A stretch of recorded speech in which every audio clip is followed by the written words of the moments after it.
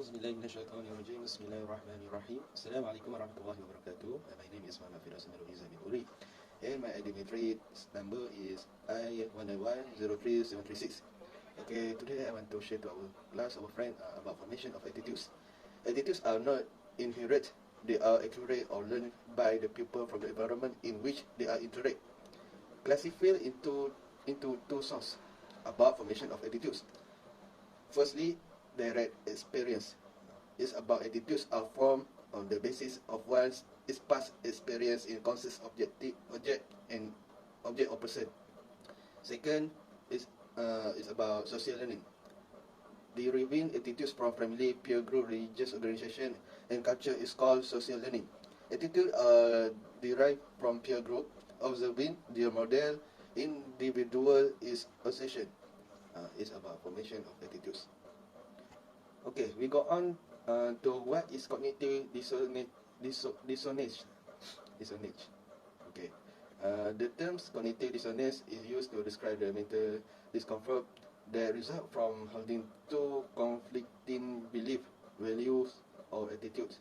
People tend to seek consistency in their attitudes and perceptions.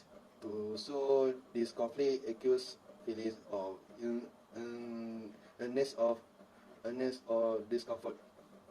And this inconsistency between what people believe and how they behave motivates people to engage in actions that will help minimize feeling of discomfort. People attempt to relieve the tension in different ways, such as by rejecting, explaining away, or avoiding new information. Bismillahirrahmanirrahim. Assalamualaikum warahmatullahi wabarakatuh. My name is Mohd Faiz bin Badrizaman and I'm from Bachelor of Counselling in semester 6. Okay, today I want to continue my friend's slide, which is my slide is about attitude in organization. Okay, first I have to point here. My first point is okay, my slide is about changing attitude barrier to changing attitude. Okay, I have to point here. One, there are two basic barriers that can prevent people from changing their attitude. One is called prior commitment, which occur when people feel a commitment to a particular course of action and unwilling to change. The second barrier is the result of insufficient information. Sometimes people do not see any reason to change their attitude. Okay, based on this point, we can see that people can change their attitude. First is about one is called prior commitment. Because of this prior commitment, people think they should not to change their attitude to from bad attitude to good attitude. That's why if we have these people in our organization, we should throw it away lah. So my second point is the second barrier is the result of insufficient information. So some people can change their attitude because of their insufficiency of information. So because of this, they can change their attitude and still with the bad attitude. So if we want to if we want have a good staff in our organization, we should give more information, give more motivation to our staff to change their attitude. Okay, settled of this first slide, let's move to the next slide. Okay, in this slide, my point is changing attitude of employer. Okay, what attitude can we change to our employer? Alright, first, give feedback. Second, provide positive condition. Third, positive role model. Next, providing new information. Then, use of fear. And the lastly is reward. Okay, if we want our employer have a good attitude, so we as a manager or as a leader of an organization, we should teach our employees to give good feedback. Then we as a leader should provide a positive condition to our staff, because good condition can give us a good result.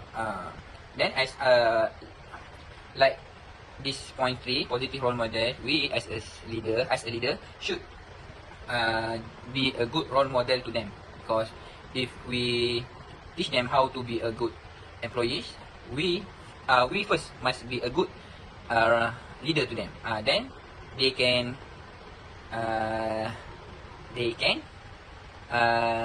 see us as a role model. Okay. The lastly is give reward to our staff, because reward can be their motivation, can increase their performance. So if we as a leader give them a reward, they feel like being appreciated, because we as a leader give them a reward. So it's all for today. So I pass this slide to my next member. Thank you. Hai, Assalamualaikum warahmatullahi wabarakatuh. Today, I will discuss for you all about organizational values and emotions. And about emotions, my friends named Fathi will explain about it. But I will explain what is organizational values. Okay. What are organizational values?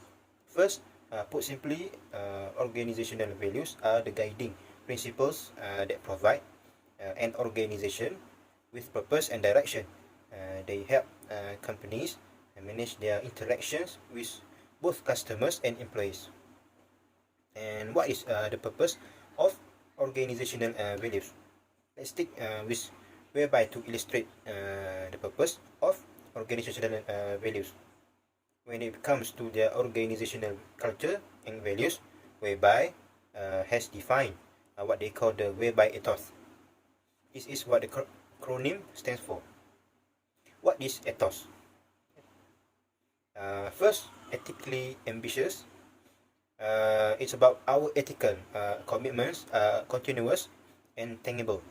We strive to be a company and raises the bar and make its people proud.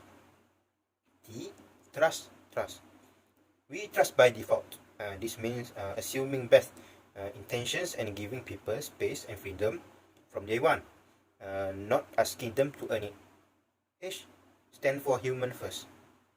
We consider the whole woman beyond any one goal or moment, and our customers more meaningfully. O stand for outwit and upgrade.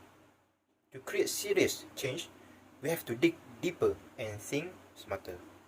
Grit, resilience, and creativity are the hallmarks of the underestimated. S will stand for selfishly diverse. It means embracing diversity is a moral duty, but it's also smart. We want the full spectrum of talent in our team. Every perspective strengthens us. Okay, that's all from me. My name is Muhammad Irfan. I 182022154. Thank you. Hello everyone. Hi. In a minute, my friends talk about values in organization, and now I would like to talk about emotions in organization. Just you sometimes are in a bad mood and other times are in a good mood. So to our managers, a mood is a feeling or state of our mind. That's first. When people are in a positive mood, they feel excited and then active and elated. But when people are in a negative mood, they feel fearful, scornful, and sometimes nervous. Okay, this is second. People who are high on negative effectivity are especially likely to experience negative moods. People's situation or circumstances also determine their moods. However, receiving a raise is likely to put most people in a good mood regardless of their personality traits. This is the third. And then people who are high on negative effectivity are not always in a bad mood. And people who are low on extraversion still experience positive moods. That's four. And then emotion are more intense feelings than moods. Are often directly likely to whatever cause the emotions, and more short-lived. However, once whatever has triggered the emotion has been dealt with, the feelings may linger in the form of a less intense mood. For example, a manager who gets very angry. Your manager is very angry with you when a subordinate has engaged in an unethical behavior may find his anger decreasing in intensity once he has decided how to address the problem. Yet he continues to be in a bad mood the rest of the day. And sometimes all the day he's in a bad mood. Okay, even though he is not directly thinking about the unfortunate incident. Okay, this is why emotion is very important in our organization. So we need to hold our emotion. Okay, and then managers and other members of an organization need to realize that how they feel affect how they treat others and how others respond to them, including their subordinate. For example, a subordinate may be more likely to approach a manager with is somewhat unusual but potentially useful idea if the subordinate thinks the manager is in a good mood. Likewise, when managers are in very bad moods, their subordinate might try to avoid them at all costs. So that's all. Thank you. Assalamualaikum. I'm Muhammad Muzani bin Sharif. I work at 303370. I would like to ask a question under the subtopic perception or organization to my friend. First of all, what is meant by basic perceptual processor? Can you elaborate a little? Bismillahirrahmanirrahim. Waalaikumsalam warahmatullahi wabarakatuh. I am Muhammad Asri bin Aznan. I 18203209. I'm from Group 3. Thank you to my friend who asked me that question.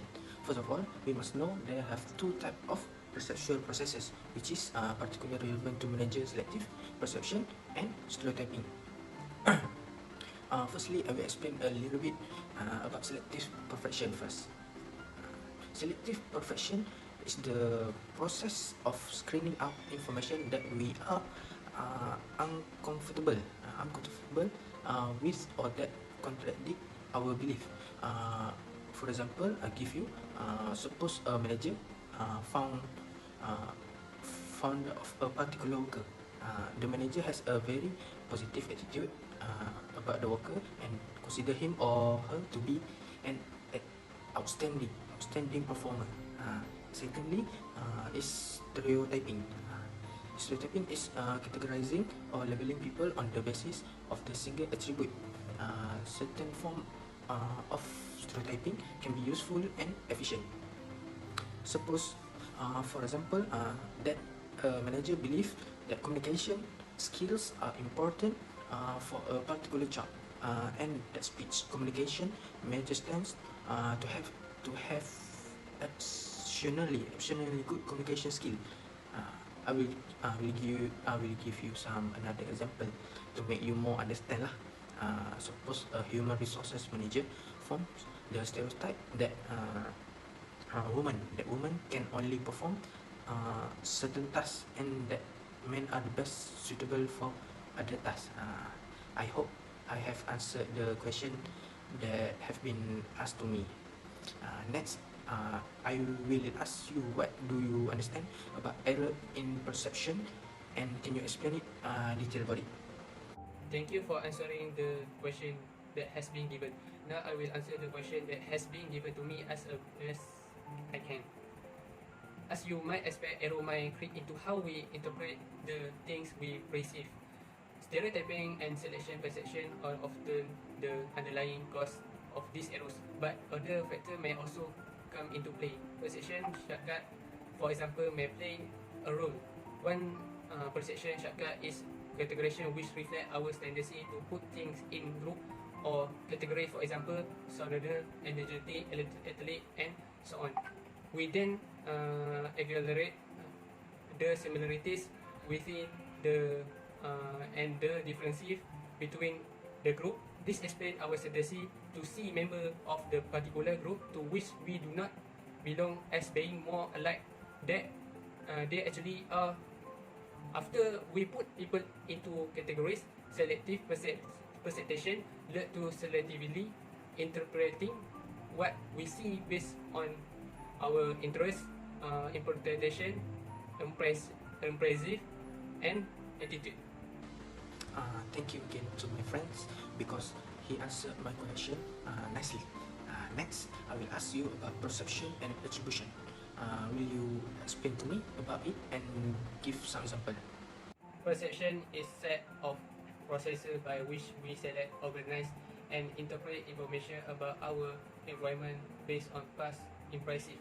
The phrase perception is reality means that several perception filters, including selective perception, stereotyping, and the halo effect that we regularly apply to our environment, create our reality, which does not match anyone else's reality because anyone filter or unique. Selective perception screen our information out information we don't like. An example into getting poor feedback on a paper you work hard on. You might ignore the feedback. Stereotyping categories people based on a single attribute such as race, gender, or age. Will attribution refer to the way we explain the cause of our own as well as other people behavior and achievement, and understand why people do what they do, our job performance, and even our ultimate survival in end. Organize often depend on the accessory of our attribution for our own and supervisor, coworker, and customer behavior and outcomes. Now I will ask you how character can affect attribution. Very good answer and explanation from you. Now, I would like to answer the question that has been given. In intercultural interaction, the interpretation of behavior are often more important than the actual behavior themselves, because Western culture emphasizes individual freedom and autonomy. People in this culture prefer dispositional explanation, while people from collectivist culture that emphasize group membership and conformity to group norm tend to prefer situation explanation. One study showed American and Chinese participants a picture of individual fish swimming in front of a group of fish. More American than Chinese participants attribute the individual fish behavior as internal rather than external, because this attributable difference may be due to the way people with different cultural orientation perceive themselves in their environment. Westerners who tend to be more individualistic often see themselves as independent entities, and therefore tend to notice individual objects more than contextual detail. Understanding a coworker's behavior requires to understanding his or her subjective culture. Attributional training can help us understand the appropriate attributions for the behavior of diverse coworker. Thank you. Thank you, Asri, for answering the given question as well as possible. I am very clear and understand with the explanation. Next question is, what do you understand about perception of fairness, justice, and trust? Perception and perceptual processes play a major role in how people feel about fairness, justice, and trust. When we perceive unfairness, we are often motivated to do something about it. In organization, perception of unfairness, also referred to as injustice, can exist in numerous situations.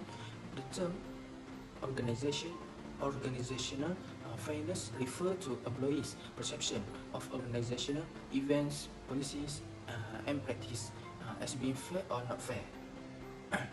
Fairness is a primary concern in relationship where subordinates must rely on other in highest position.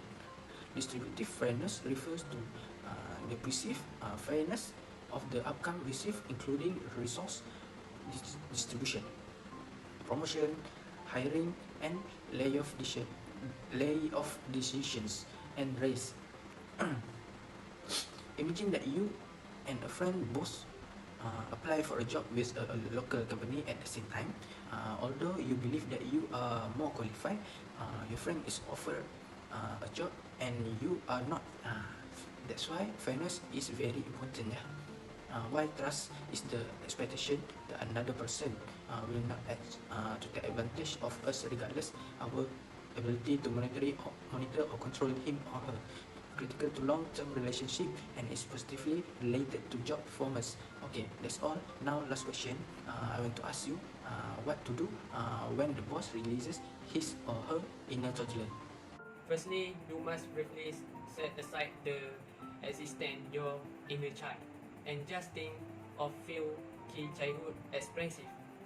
While some were probably positive, others may have hurt or upset you. Perhaps you still cry the emotional pain from those even today, and then you've started the process by reaching out to your inner child. Now you can cultivate this newfound awareness and continue listening for your child's self guidance as you move forward. Next, sing community. Anchor your sanity in this to coworker and others manager. Find a mentor inside the workplace and someone outside to talk. After that, now you're right. If you want to take your grievance to the HR department of further, be sure that you've document your problem and your effort to resolve it, and be specific about the remedy you're asking for, transfer, severance package, and so on.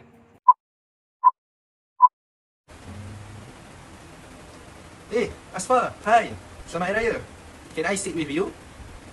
Oh, hi Azri. Selamat Hari Raya too. Yes, sure. Have a seat. Thank you, Azfar. So, Azfar, I just want to ask something to you about stress and how to handling my stress. Lately, I'm so stressed with my workload. So, my first question. Okay, Azri.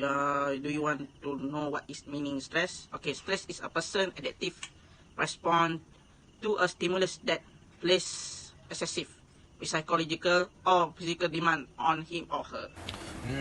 By the way, Azfar, can you tell me about the process of stress?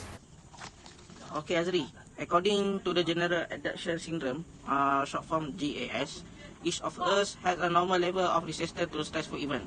The gas begins when a person first encounters a stressor. It has three stages, Azri. First stage is what we call alarm.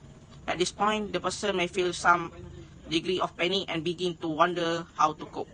Then it becomes stage 2, when the person is resisting the effect of the stressor.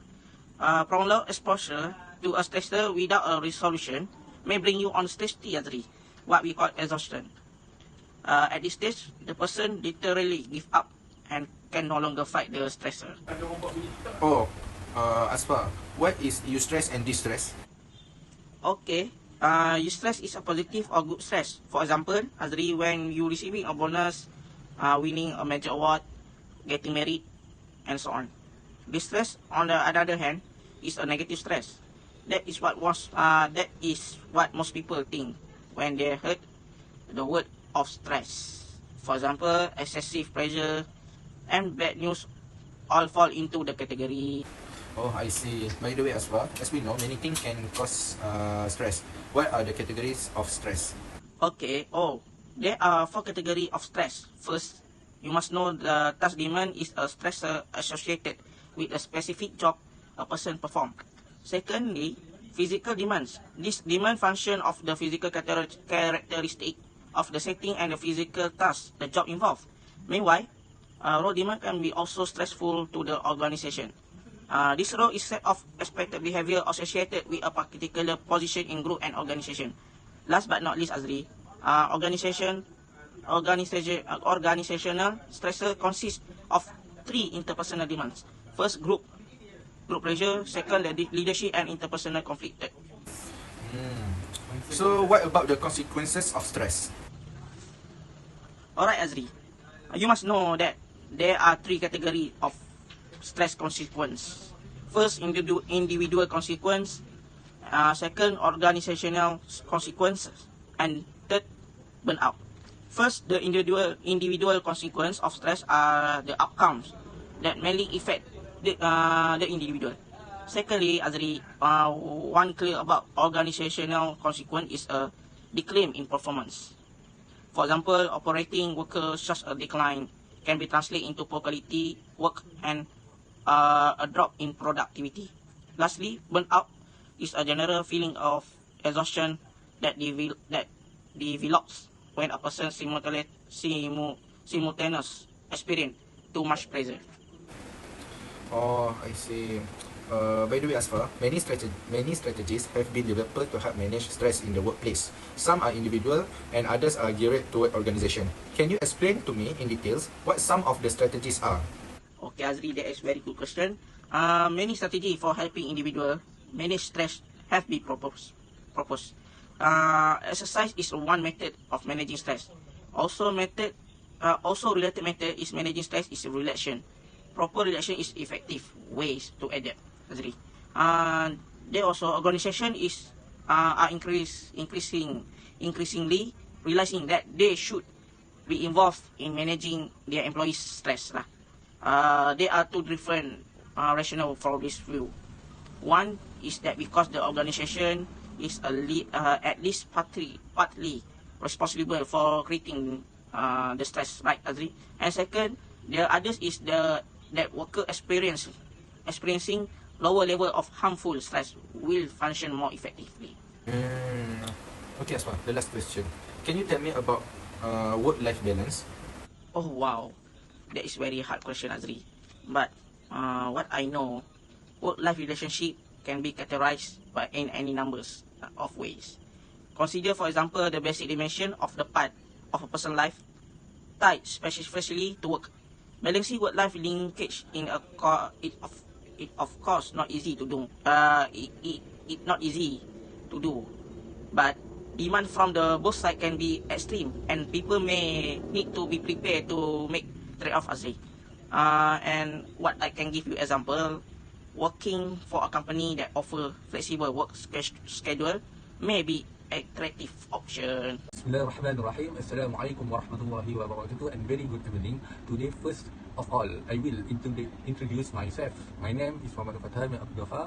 My number battery is I18303381. The topic that I want to talk about it, summary and application chapter 4, individual value. Perceptions and reaction chapter outline.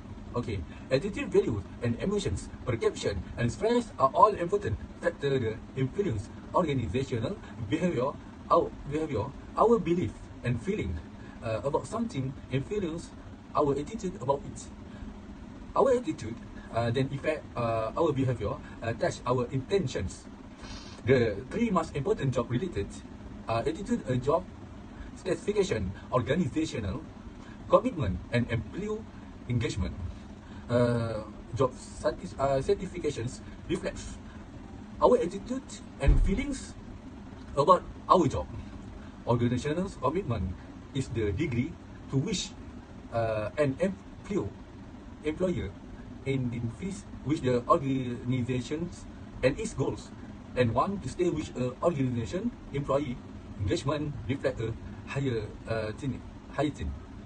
Emotional and intellectual connection that an employee has for his or her job. Organization manager or co-worker that in turn influence the employee to apply attitudinal discretionary effort to his or her work. Thank you. Bismillahirrahmanirrahim. Assalamualaikum warahmatullahi wabarakatuh. My name is Muhammad Haziq from Bahrin. I'm from Bachelor of Counselling. Today I will continue about my presentation about summary. Perception is the set of process by which a person become aware of and interpret information about environment. The halo effect occurs when we form an impression about someone on the basis of a single, typically good characteristic of someone. Interpersonal fairness refers to the politeness, dignity and respect with which people were treated during the decision-making process. Then I will talk about stress. Stress is an individual response to a strong stimulus. Some stress is actually beneficial. Stress can be caused by task, physical role and interpersonal demand. Consequences of stress include organizational and individual outcome as well as burnout. In conclusion, attitude in organization is important because it will affect our social skill. Without a good relationship with worker or co-workers, it can cause stress and leave a bad perception of yourself. Alright, that's all from us. Thank you.